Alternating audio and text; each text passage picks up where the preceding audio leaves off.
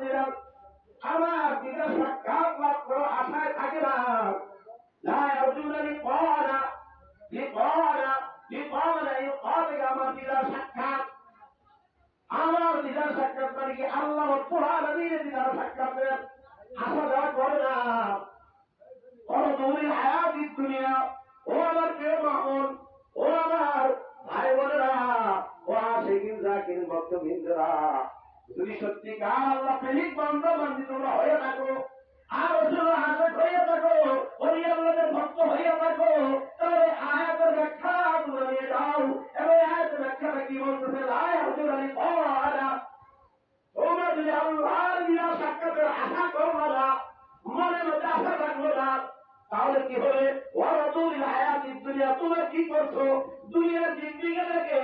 এই দুনিয়ার জিন্দেগি নিয়ে তোমরা আনন্দ উল্লাসে মেতে আসো অপমান্য মানে এই দুনিয়ার চাকচিক্য রং ঢং এটাকে নিয়ে তৃপ্তি আসো অপমান্য ইতমিনান কি বলে ভাই যেমনটা আপনি শান্তি লাগো ইতমিনান না ইতমিনান করা কিন্তু এই অপমান মানে কি শান্তি কি দিয়ে শান্তি দুনিয়ার চাকচিক্য এই কি আছে শান্তি আছে এই চাকচিক্য নিয়ে যখন তুমি শান্তিতে অনুভব করতেছো তোমার বিহা والذين هم عن آياتنا غافلون ও আমার প্রিয় বান্দা বান্দীরা রে প্রিয় রাসূলের উম্মতেরা ও আল্লাহর ওলির প্রেমিক পাগলরা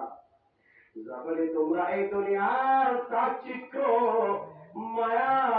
মমতায় মনে তৃপ্তি শখের আনন্দ উল্লাসে মেতে থেকে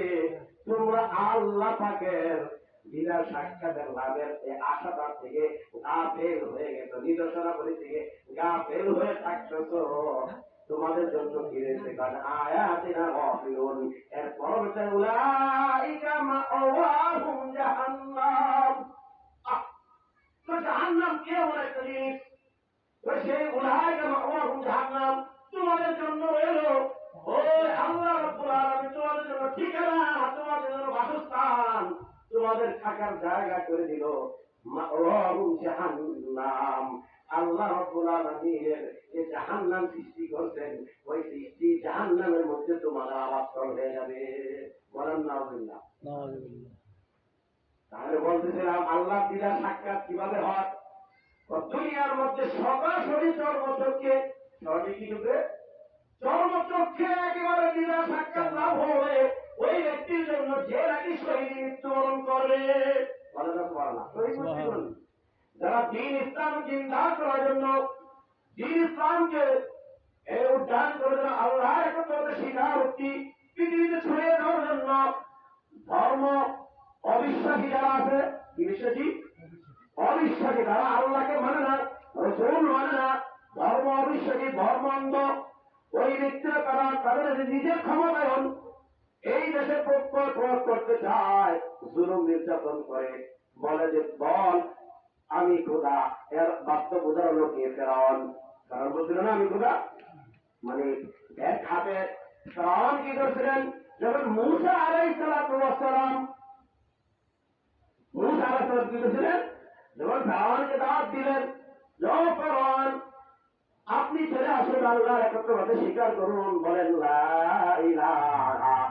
ইল্লাল্লাহ মূসা কালিমুল্লাহ